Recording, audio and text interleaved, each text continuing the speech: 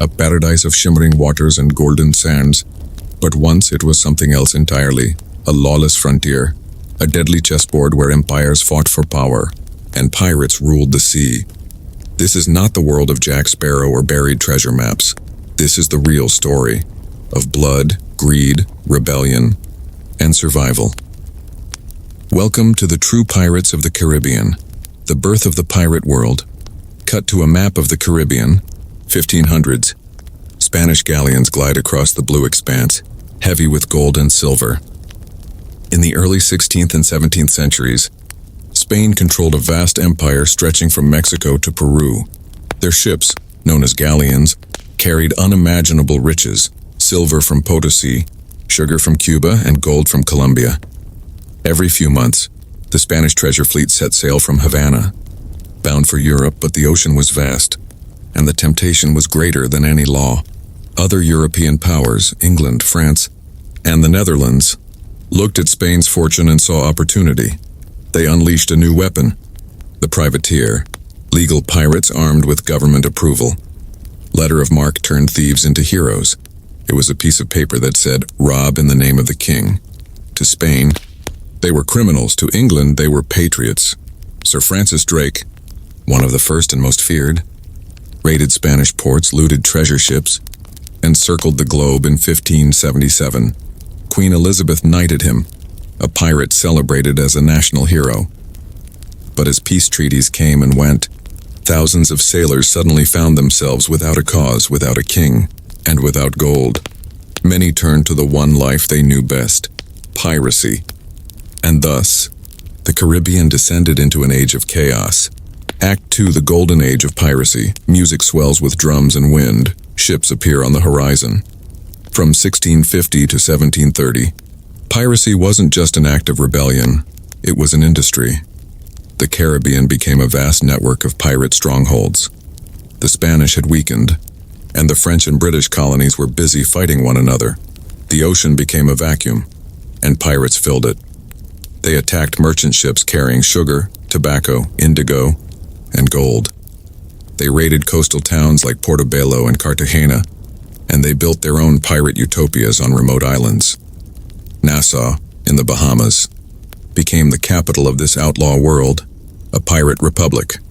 Runaways, escaped slaves, and sailors created a strange society where rank and race often disappeared.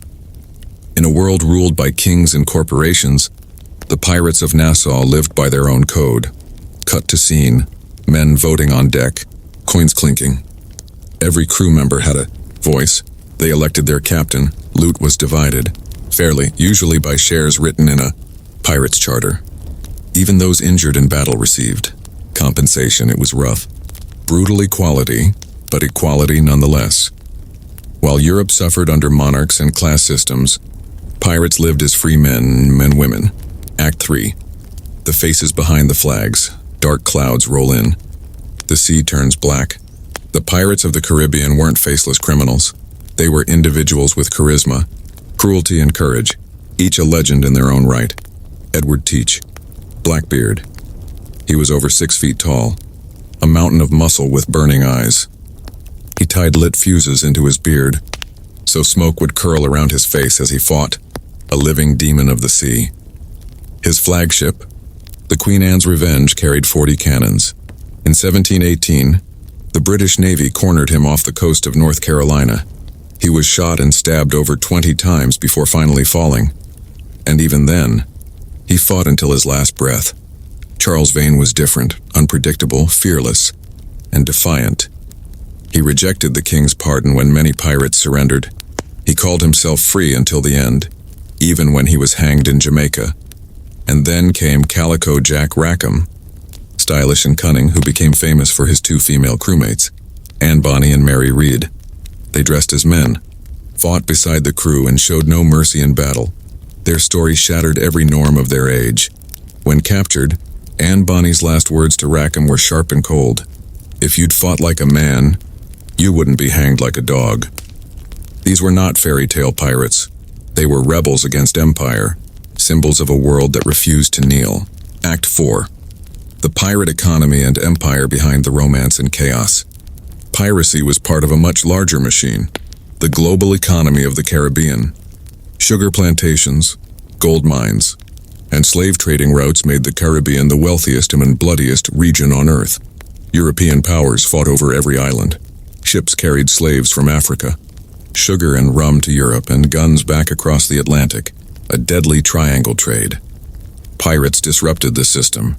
They attacked slave ships and sometimes freed the enslaved, inviting them to join their crews. For many black sailors, piracy meant escape, a dangerous but liberating path out of bondage. Historians estimate that up to 30% of Caribbean pirates were black or mixed race. To the empires, piracy was rebellion. To the pirates, empire was the real crime.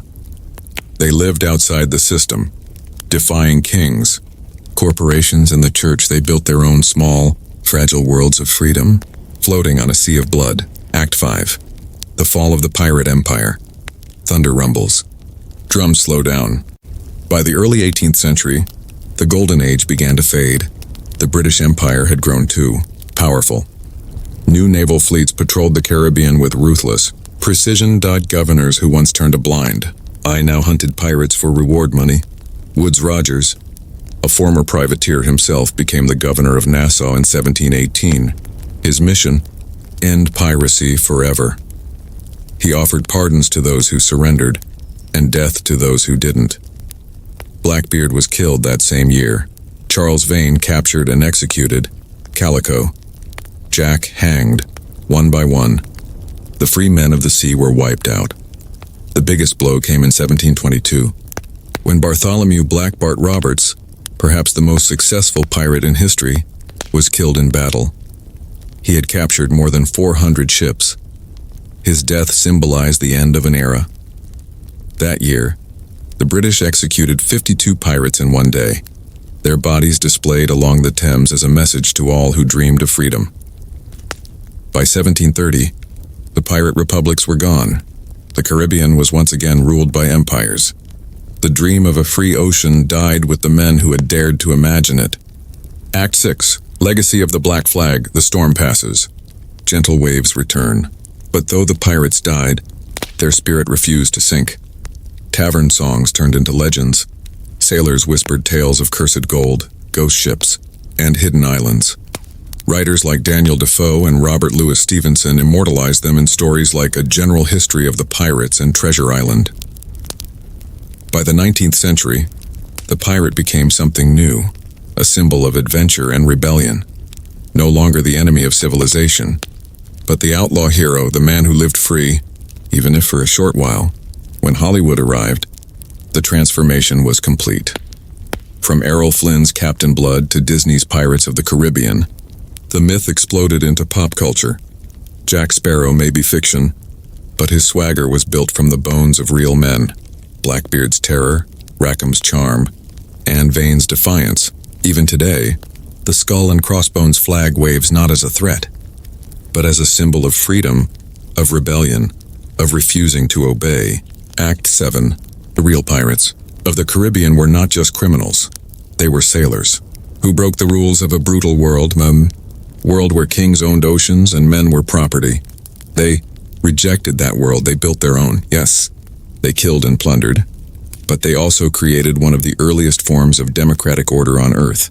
Long before America's founding fathers spoke of liberty, they were violent, but visionary and lawless, but free. Their world was short-lived, a few decades of chaos on the edge of empire. But in that chaos, humanity glimpsed something raw and beautiful, the hunger to be free, no matter the cost. Soft female voice echoes, and Bonny's line again, faint like a ghost. If you'd fought like a man. When you listen closely to the Caribbean wind, between the waves, beyond the silence, you can almost hear them still. The laughter, the cannon fire, the cries of men who dared to dream of freedom under the black flag. They were thieves, they were rebels, they were free, and they were the true pirates of the Caribbean.